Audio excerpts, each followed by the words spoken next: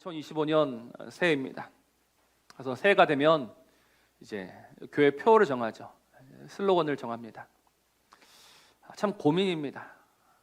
과연 2025년 하나님께서 우리에게 바라시는 것이 무엇일까? 이걸 고민하면서 교회 표어를 정하게 됩니다. 그럼 하나 이제 궁금증이 생겼습니다. 과연 우리 성도님들은 얼마나 기억하고 계실까? 퀴즈입니다. 그럼 2024년 교회 표어가 뭐였습니까? 네. 누구를 닮아가는 교회? 정확히 합시다. 하나님입니까? 그리스도입니까? 그리스도를 닮아가는 교회였습니다. 요거는 이제 아시겠죠? 왜냐하면 엊그제까지 했었으니까. 난이도가 올라갑니다. 23년입니다. 2023년은 뭐였을까요? 하나님의 눈이 머무는 교회. 감사합니다. 마지막 2022년입니다. 솔직히 고백하면 저도 모르겠더라고요. 하나님의 눈이 머무는 교회까지는 이제 딱 기억을 하는데 2022년에 뭔지 찾아보니까 오직 예수로 사는 사림교회였습니다. 그래서 오직 예수로 사는 사림교회, 하나님의 눈이 머무는 교회, 그리스도를 닮아가는 교회. 올해는 뭡니까? 하나님의 마음에 합한 교회입니다. 하나님의 마음에 합한 교회. 이 하나님의 마음에 합하다라는 의미가 뭐냐면 하나님의 마음에 쏙 든다라는 거예요. 우리가 이제 물건을 고를 때 마음에 드는 게 있고 마음에 안 드는 게 있지 않습니까? 근데 너무너무 마음에 든다. 이게 하나님의 마음에 합하다라는 겁니다. 그러니까 하나님이 우리 교회를 보시면서 야, 정말 마음에 든다라고 하시는 그 교회. 오늘 우리 교회가 바로 그 교회이기를 주의 이름으로 축복합니다. 그럼 우리가 하나님의 마음에 쏙 들려면, 하나님의 마음에 합하려면 무엇을 어떻게 해야 할 것인가? 우리의 마음을 어떻게 해야 할 것인가? 우리는 지금까지 사무엘상을 통해서요, 사울의 이야기를 들었습니다. 사울은 하나님께서 분명히 세우셨지만 그는 결국 하나님의 목소리가 아닌 사람의 목소리를 듣는 자였습니다. 그래서 그는 하나님의 마음에 합한 자가 되려고 하지 않았고 사람의 마음에 합한 자가 되기 위해서 살았습니다. 사람의 마음에 이제 합하기 위해서, 사람의 마음에 들기 위해서 살다 보니 그는 사람을 두려워합니다. 저 사람이 나를 싫어하면 어떻게 할까? 저 사람이 나를 떠나가면 어떻게 할까? 그러니까 늘 사람의 마음을 생각하고 사람을 두려워하는 사울입니다. 제가 이걸 보면서 하나님의 마음에 합한 것은 무엇일까에 대한 힌트를 하나 얻었습니다. 하나님의 마음에 합한 사람은 어떤 사람이냐? 사람을 두려워하는 사람이 아니고 누구를 두려워하는 사람입니까? 하나님을 두려워하는 사람입니다. 오늘 우리가 하나님의 마음에 합한 자가 되려면 우리의 마음은 하나님을 두려워하는 마음이 있어야 합니다. 오늘 나는 얼마나 하나님을 두려워하고 있는가? 근데 점점 사람들은 이 하나님 알기를 우습게 합니다. 어떤 사람들은 큰 소리로 외치죠. 더 이상 하나님이 계실 이유가 없다라고 합니다. 세상이 이렇게 망가지고 무너진 것을 보고 있노라면 하나님이 없는 것이 틀림없다라고 겁없이 이야기합니다. 그들은 모르니까 얼마든지 그렇게 이야기할 수 있겠죠. 그러나 우리는 하나님이 살아계심을 알고 믿어요. 그러니까 그 하나님을 알고 그 하나님을 믿음이 무엇으로 우리에게 와야 되느냐? 하나님을 두려워함으로 와야 된다는 거예요. 하나님을 두려워해야 한다. 하나님이 왜 다윗을 기뻐하셨을까? 하나님이 왜 다윗을 세우셨을까? 다윗은 하나님을 두려워하는 자였기 때문이라는 사실입니다. 우리가 지금 이 말씀을 보면서 이 다윗의 이 젊은 시절, 소년 시절만 보는 게 아니에요. 하나님은 다윗의 처음과 다윗의 끝을 아십니다. 하나님은 그의 모든 것을 아십니다. 근데 그의 모든 것을 아시는 그 하나님이 다윗에게 주목하신 것이 무엇이냐? 그는 진실로 하나님을 두려워하는 자였다라는 겁니다. 이게 사울과 다윗이 가장 대비되는 장면입니다. 우리가 알고 있어요. 사울도 죄를 저질렀고요, 다윗도 죄를 지었습니다. 그러나 이 죄를 지은 이후에 나타나는 그 반응들이 너무나 다르다라는 거죠. 사울은요, 끝까지 사람을 두려워했습니다. 그러니까 다윗은 어떻게 합니까? 시편 51편이 그의 고백입니다. 51편에는 이런 제목이 붙어 있어요. 다윗이 밧세바와 동침한 후 선지자 나단이 그에게 왔을 때입니다. 다윗의 죄가 드러났을 때, 다윗이 책망받았을 때. 사울은 사무엘의 책망을 받고도 여전히 사람을 두려워했는데, 다윗은 그 나단의 책망을 받았을 때 이렇게 고백합니다. 나를 주 앞에서 쫓아내지 마시며 주의 성령을 내게서 거두지 마소서라고 합니다. 지금 다윗이 걱정하는 것은 자신의 그 왕, 그 신분이 아닙니다. 하나님이 그 성령을 거두어 가시면 어떡할까? 하나님이 나를 그 앞에서 쫓아내시면 어떡할까? 이 두려움이 있었다라는 겁니다. 이게 가장 사울과 다윗이 대비되는 장면입니다. 하나님을 두려워해야 되는 거예요. 우리는 오늘 누구를 두려워합니까? 우리는 오늘 누구를 의식하며 살아가고 있습니까? 우리는 하나님을 얼마나 바라보며 살아가고 있습니까? 하나님의 눈이 우리를 지켜보고 있고 하나님의 눈이 우리를 감찰하고 있습니다. 우리는 지금 하나님의 눈앞에 서 있어요. 근데 그 하나님의 눈앞에 서 있는 자들이 하나님을 두려워하지 아니하고 하나님을 의식함이 없다, 이거는 망하는 지름길이 될 수밖에 없는 거예요. 제가 엊그저께 제 아들한테도 고백을 했는데, 제가 운전할 때 아들이 옆에 타면 조금 마음이 불편해요. 왜냐하면 저를 바라보는 눈빛이 심상치 않거든요. 아빠가 돼가지고 운전을 저렇게 한단 말이야? 처음에는 말을 하더라고요. 근데 제가 계속 안 바꾸니까 이제는 말 없이 제 옆에서 저를 가끔씩 쳐다봅니다. 굉장히 한심하다는 눈빛으로. 근데 문제는 뭐냐면 그 아들이 이제 없을 때에도 그 눈빛이 잊혀지지 않는 거예요. 그 눈빛이 계속 생각나는 거예요. 그래서 조금 부드럽게, 조금 천천히 운전하곤 합니다. 여러분, 우리가 이 하나님의 눈을 의식하면서 살아간다는 것은요, 정말 우리를 지켜주는 가장 좋은 안전장치입니다. 하나님의 눈이 우리에게서 떠난 적이 없고 하나님의 눈이 우리에게서 거두어진 적이 없는데, 우리는 마치 그 하나님의 눈이 없는 것처럼 더 이상 하나님을 두려워하지 않고 살아가고 있는 거예요. 그러니 하나님의 마음에 합한 자, 하나님의 마음에 쏙 드는 자가 될 수 없다라는 겁니다. 우리가 정말 하나님의 마음에 합한 자, 우리가 하나님의 마음에 쏙 드는 자로 살아가려면요, 하나님의 눈을 의식하셔야 돼요. 의식적으로 의식하셔야 돼요. 그냥 하나님의 눈이 어딘가에서 나를 지켜보고 있다라는 이 생각이 계속해서 우리 안에 올라와야 합니다. 밥 먹을 때에도, 길을 갈 때에도, 누워있을 때에도, 일을 할 때에도 하나님의 그 눈이 오늘 내 위에 있다.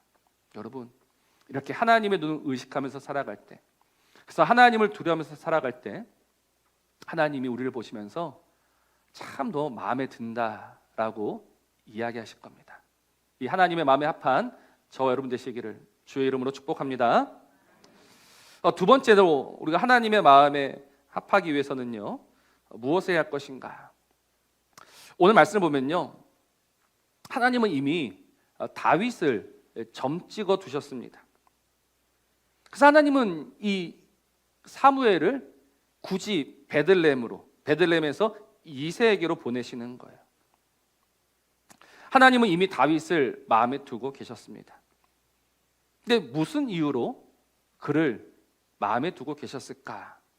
과연 뭐가 예뻐서 다윗을 그렇게 보고 계셨을까? 사도행전 13장 22절 말씀을 보면요, 내가 이새의 아들 다윗을 만났다라고 나옵니다. 내가 이새의 아들 다윗을 만났다. 근데 이 만났다라는 말이 참 다른 번역이 필요한데요, 헬라어로 하면요 휴리스코입니다. 휴리스코 이 말 잘 모르지만 우리가 알고 있는 말이 하나 있어요. 유레카는 아시지 않습니까? 유레카. 아르키메데스가 발견했다라고 외쳤던 그 유레카가 바로 이 만났다란 말입니다. 그러니까 정확히 번역하면요, 내가 이새의 아들 다윗을 발견했다라는 거예요. 세번역 성경은 그래서 내가 이새의 아들 다윗을 찾아냈다라고 번역하고 있습니다. 그러니까 다윗은 어떤 존재냐면 이 수많은 사람 가운데서 하나님이 발견한 존재예요.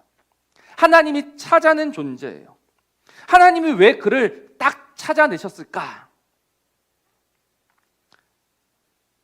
사무엘상 17장 다윗이 이렇게 고백한 게 있습니다.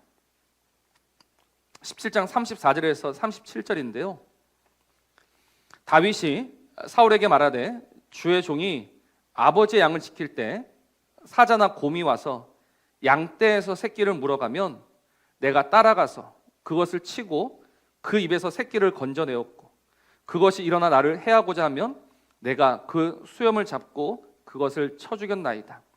주의 종이 사자와 곰도 쳤은즉 살아계시는 하나님의 군대를 모욕한 이 할례 받지 않은 블레셋 사람이리이까 그가 그 짐승의 하나와 같이 되리이다.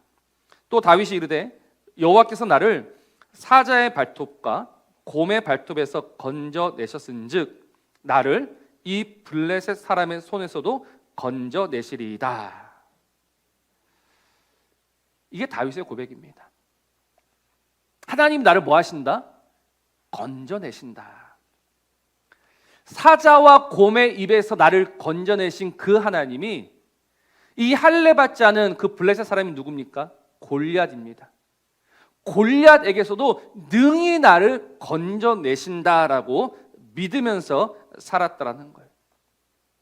하나님을 믿으니 사자도 두렵지 않고 곰도 두렵지 않습니다. 하나님을 믿으니 세상이 두렵지 않습니다. 이게 바로 하나님의 마음에 합한 사람이에요. 하나님이 누구를 찾아내실까? 하나님이 누구를 발견하실까? 이 두려운 세상 속에서 세상을 두려워하지 않고 살아가는 사람들. 왜? 하나님 때문에. 하나님이 나를 지키실 것을 믿기 때문에, 하나님이 나를 붙드실 것을 믿기 때문에 그 하나님을 신뢰함으로 세상을 두려워하지 않는 사람들. 문제를 문제로 여기지 않습니다. 위기를 위기로 받아들이지 않습니다. 오히려 문제와 위기 앞에서 더 담대히, 더 담담히, 더 당당히 일어나는 그 사람들. 왜? 하나님을 믿으니까. 하나님이 그 사람을 눈여겨보시고 하나님이 그 인생을 찾아내실 겁니다. 2025년 전망은 썩 좋지 않습니다. 이구동성으로 어렵고 힘들다라고 합니다. 그러나 우리가 이 2025년을 기대할 수 있고 소망할 수 있으면요, 이 세상의 형편 때문이 아니죠. 하나님 때문입니다. 그가 살아계시고 지금까지 나를 붙드셨던 그 하나님이 지금도 앞으로도 영원토록 나를 붙드실 것을 믿기 때문에 살아가는 거예요. 하나님은 그 인생을 아름답게 보십니다. 아무리 상황과 형편이 어렵고 힘들어도 하나님을 예배하고 하나님을 섬기는 그 일에서 조금도 물러서지 않는 그 인생을 하나님은 어떻게 놓치실 수 있겠습니까? 하나님의 마음에 합한 사람은요, 상황과 형편에 맞추어서 하나님을 섬기는 사람이 아닙니다. 도저히 상황이, 도저히 형편이 아님에도 불구하고 그래도 하나님을 섬기고 하나님을 예배하며 하나님을 따라가는 겁니다. 올해 누구에게 우리의 인생을 맡기실 계획을 갖고 계십니까? 올해 우리에게 오시어서 내가 너의 하나님이다, 내가 너의 구원이다, 내가 너를 반드시 지켜내고 말 거다라고 그 말씀하시는 그 하나님께 맡겨드려야 되지 않겠습니까? 하나님이 그 인생을 기뻐하실 겁니다. 그래, 네가 나를 믿는구나, 네가 나를 의지하는구나, 나는 네가 좋다라고 말씀하시는 하나님이세요. 그러니 하나님의 마음에 합한 사람은요, 첫째는 하나님을 두려워하는 사람이고 두 번째는 하나님을 의지하는 사람입니다. 어떤 상황, 어떤 형편에서도 하나님을 의지함으로 하나님의 마음에 합한 저 여러분 되시기를 주의 이름으로 축복합니다. 마지막으로 하나님의 마음에 합한 사람은 어떤 사람일까? 우리 오늘 16장 7절을 같이 한번 읽어볼까요? 16장 7절입니다. 시작. 여호와께서 사무엘에게 이르시되 그의 용모와 키를 보지 말라. 내가 이미 그를 버렸노라. 내가 보는 것은 사람과 같지 아니하니 사람은 외모를 보거니와 나 여호와는 중심을 보느니라 하시더라. 아멘. 하나님이 무엇을 보십니까? 중심을 보십니다. 근데 이 중심이 뭐냐라는 거죠. 그냥 가볍게 생각하면요, 마음 이렇게 생각할 수 있습니다. 마음, 우리의 마음을 보신다. 근데 이게 다른 뜻을 가지고 있어요. 마음이라는 뜻도 있는데요, 의지라는 뜻도 있습니다. 의지. 이 의지는 앞서 말씀드렸던 그 의지와는 다른 거죠. 이 말하는 의지는요, 신념을 말합니다. 다윗이 가지고 있던 의지, 다윗이 가지고 있던 간절한 소원, 다윗이 가지고 있던 그 간절한 의지, 신념을 하나님은 보고 계셨던 거예요. 사실 사람의 의지가 얼마나 약합니까? 사람의 의지가 얼마나 보잘것없습니까? 하나님이 첫사람 아담을 지으셨어요. 그리고 그에게 완전한 자유의지를 주셨죠. 그러나 그 의지를 가지고 아담이 한 일은 뭡니까? 죄 짓는 일이었습니다. 그래서 이후로 모든 사람은요, 자신의 의지로 죄를 짓습니다. 사람이 가지고 있는 의지는요, 죄 짓는 의지밖에 남아있지 않습니다. 그러니 가만히 내버려 두면 나빠지는 것이 인생입니다. 가만히 내버려 두면 좋아지고 개선되고 더 나아지는 것이 아니라, 여러분, 가만히 있으면 나빠지고 나빠지는 것이 인생입니다. 그런데 하나님은요, 지금 다윗의 의지, 다윗의 중심, 다윗의 신념을 보고 계십니다. 이게 제일 잘 드러나는 부분이 이 골리앗과의 싸움이었죠. 골리앗과의 그 싸움은 하나님의 이름이 모욕당하는 싸움이었습니다. 하나님의 이름이 모욕당하고 있는데 그 모든 이스라엘은 침묵하고 있습니다. 그런데 다윗은 가만히 있을 수가 없습니다. 내가 내 중심으로 섬기는 그 하나님의 이름이 저 할례 받지 않은 자에 의해서 무참히 밟히고 있을 때 그는 가만히 있을 수가 없었습니다. 그는 하나님을 위하는 마음으로 분연히 일어섰습니다. 그 하나님을 위하고자 하는 그 마음, 그 신념, 그 중심이 우리 하나님을 기쁘시게 하였다는 겁니다. 수많은 인생들 가운데 나를 위한 꿈을 가지고 있는, 나를 위한 소원을 가지고 있는, 나를 위한 뜻을 가지고 있는 인생이 어디에 있을까 두루두루 찾고 계셨는데 발견하신 거예요. 누구에게서? 다윗에게서. 다윗이야말로 나를 위한 꿈을 가지고 있구나. 다윗이야말로 나를 위한 그 소원을 가지고 있구나. 그래서 다윗이 왕이 되었을 때 소원이 뭐였습니까? 하나님의 집을 짓는 거였습니다. 나는 지금 이 좋은 백향목 궁에 거하고 있는데 하나님의 집이 초라한 것을 보고 견딜 수가 없는 거예요. 그래서 하나님이 다윗을 보시면서 내가 너의 집을 세우겠다라고 말씀하셨던 그 하나님. 그래서 하나님은 지금 이 인생들 가운데서 진실로 나를 위하는, 나를 구하는 자를 찾고 계십니다. 오늘 저와 여러분 어떻습니까? 오늘 우리의 중심은 점점 누구에게로 향하고 있습니까? 우리의 중심이 계속해서 하나님에게 향해야 되고 하나님에게로 기울어져야 되는데요, 오늘 나의 중심은 점점 나로 모아지고 있습니다. 하나님께서 답답하신 거죠. 하나님께서 참으로 안타까우신 겁니다. 그래서 예수님이 말씀하시지 않습니까? 내가 오늘 피었다 지는 저 들풀도 돌보고 입히는데 하물며 너희일까 보냐, 믿음이 작은 자들아. 그래서 너희는 먼저 그의 나라와 그의 의를 좀 구해라. 하나님을 위하는 사람, 하나님 오늘 찾으시는 인생이 누굽니까? 바로 이 하나님을 위하는 사람, 하나님의 나라를 세워가고자 하는 그 꿈을 가진 사람, 하나님의 뜻을 이루고자 내 모든 것을 즐거이 내어드리는 그 한 사람을 찾고 계시고 만나기를 원하시는 거예요. 하나님 오늘 우리를 보고 계실 겁니다. 과연 우리 가운데 이 하나님의 마음에 합한 자가 누구일까요? 정말 저와 여러분이기를 바랍니다. 하나님 오늘 우리를 보시면서 그래, 나를 위한 자들이 여기에 모여 있었구나, 나의 나라를 세워갈 자들이 여기에 있었구나, 사림교회야말로 그래, 나의 뜻을 이루어가기에 합당한 교회구나. 여러분, 이것보다 좋은 칭찬이 어디에 있겠습니까? 그러니 여러분, 정말 올 한 해 하나님의 마음에 합한 교회로 우리가 나아가고자 하는데, 첫 번째 뭐라고요? 하나님을 두려워하시고, 두 번째는 하나님을 의지하시고, 세 번째는 하나님을 위하시고. 해볼까요? 하나님을 두려워하시고, 하나님을 의지하시고, 하나님을 위하시고.